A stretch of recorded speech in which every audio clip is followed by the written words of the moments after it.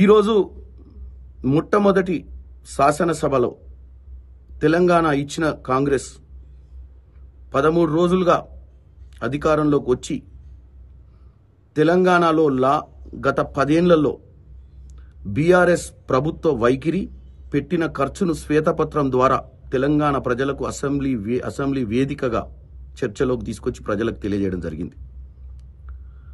1956 నుంచి 2014 వరకు తెలంగాణ మీద ఖర్చు జరిగింది 4,98,000 కోట్లు మాత్రమే.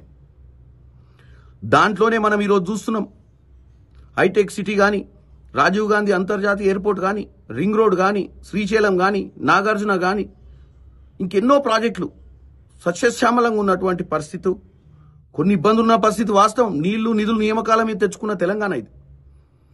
తెలంగాణ వచ్చిన తర్వాత 2014 నుంచి 2023 మనం ఇప్పుడున్నాం. 6,70,000 కోట్ల అప్పు ఈ రోజు ఉంది.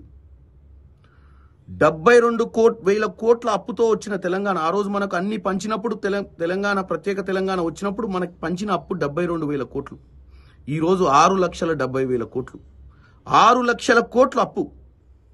ఆర్టీఐలు పనిచేయకుండా, తెలంగాణ ప్రజలకు వాస్తవాలు తెలియకుండా, జీవోలు వస్తే కూడా అవి వెబ్సైట్లో పెట్టకుండా ఏం జీవో రిలీజ్ చేసిరో కూడా తెలియకుండా పరిపాలన అందించినటువంటి బీఆర్ఎస్ ప్రభుత్వాన్ని ఈరోజు మేము అసెంబ్లీలో ఒక శ్వేతపత్రం ద్వారా నిలదీయడానికి కారణము మేము ఇచ్చినటువంటి గ్యారంటీలను చెయ్యమని కాదు, ఈ అప్పులున్నాయని. మేము ఇచ్చినటువంటి ఈ శ్వేతపత్రం కేవలం తెలంగాణ ప్రజలకు నీళ్లు నిధులు నియామకాల మీద తెచ్చుకొని బంగారు తెలంగాణ చేసుకుందాం అనుకున్న తెలంగాణ ప్రజలకు వాస్తవాలు తెలియజేయడానికి ఈరోజు ఈ శ్వేతపత్రం రిలీజ్ చేసినాం. ఎంత అప్పు చేసిర్రు, ఎంత వడ్డీలు కడుతున్నాం, కార్పొరేషన్ల పేరిట కూడా అప్పు చేసిర్రు. కాబట్టి మేము ఈ శ్వేతపత్రం రిలీజ్ చేసింది విమర్శలు వచ్చే విధంగా మేము ఇచ్చిన గ్యారంటీలను తెలంగాణ ప్రజలకు 6 గ్యారంటీలను మేము చేస్తాం. ఆల్రెడీ 2 ఇనిషియేట్ చేసినాం, మిగతాయి కూడా చేస్తాం. కానీ చేయకముందు ప్రోగ్రెస్ రిపోర్ట్ గత 10 ఏళ్లలో బీఆర్ఎస్ ఏం చేసిందో వాళ్ళకి తెలవాలి. మేము ఎక్కడి నుంచి మొదలు పెడుతున్నాం మా పాలన అని కూడా తెలవాల్సిన అవసరం ఉంది. కాబట్టి ఇది చేస్తున్నాం. కాబట్టి దయచేసి తెలంగాణ ప్రజలు మళ్ళీ ప్రతిపక్షాలు చెప్పే అటువంటి మాటలు నమ్మకండి. మేము ప్రతిపక్షాల 39 మంది ఎమ్మెల్యేలు, 8 మంది బీజేపీ, 7 మంది ఎంఐఎం ఎమ్మెల్యేల ముందు ఒక స్ట్రాంగ్ అపోజిషన్ ముందు ఈరోజు శ్వేతపత్రం రిలీజ్ చేసి డిబేట్ పెట్టగలిగినాం. 9.5 ఏళ్లలో ఏ రోజు డిబేట్లు జరగలే.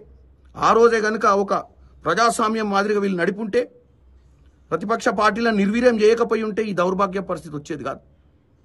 ఈరోజు సెక్రటేరియట్లో పాలన లేకుండే వచ్చిన 13 రోజులలో మా ముఖ్యమంత్రి రేవంత్ రెడ్డి గారు మంత్రులు 18 గంటలు పనిచేస్తారు. ప్రజలు సెక్రటేరియట్ కోతురు. ప్రజావాణి అనే కార్యక్రమానికి ప్రగతి భవన్ కంచెలు దెంపితే ప్రజా దర్బార్లోకి వెళ్ళి వాళ్ళ సమస్యలు చెప్పుకుంటారు.